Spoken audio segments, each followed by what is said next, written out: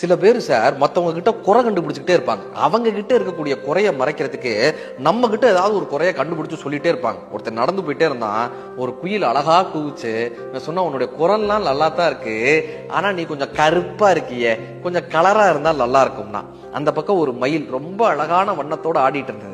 சொன்னா நீ நல்லா தான் ஆடுற, ஆனா உன் குரல் வந்து குவான்னு இருக்க, உன் குரல் மட்டும் கொஞ்சம் நல்லா இருந்தா நல்லா இருக்கும் அப்படின்னா. அந்த பக்கமா நடந்து போகும்போது ஒரு ரோஜா அழகா பூத்தது. இந்த ரோஜாலாம் நல்லா தான் இருக்கு, ஆனா சுத்தி முள்ளா இருக்கு, முள்ளு மட்டும் இல்லாம இருந்தா அந்த ரோஜா நல்லா இருக்கும் அப்படின்னா. அந்த பக்கமா கடல் இருந்தது.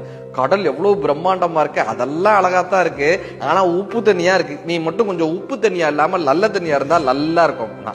நிலாவை பார்த்தான். நிலாவை பார்த்துட்டு சொன்னா நீ எல்லாம் பௌர்ணமி அப்ப நல்லா இருக்க, ஆனா தினம் தேயிற வளர்ற, நீ மட்டும் தேயாம எப்பயுமே முழுசா இருந்தா நல்லா இருக்கும். இந்த மலையை பார்த்தா நீ ஏன் இவ்வளவு கடினமா இருக்க, இனிமையா இருந்தா நல்லா இருக்கும். இப்ப இந்த இயற்கையோட குரலும் இறைவனோட குரலும் சேர்ந்து கேட்டது. நீயும் 6 அறிவோட தான் இருக்க, உன்னையும் 6 அறிவோட தான் படைச்ச, நீ மட்டும் அடுத்தவங்க கிட்ட குறை கண்டுபிடிக்காம இருந்தா நீயும் நல்லா இருப்ப, இந்த உலகமும் நல்லா இருக்கும்னு இறைவனுடைய குரல் கேட்டுச்சான்.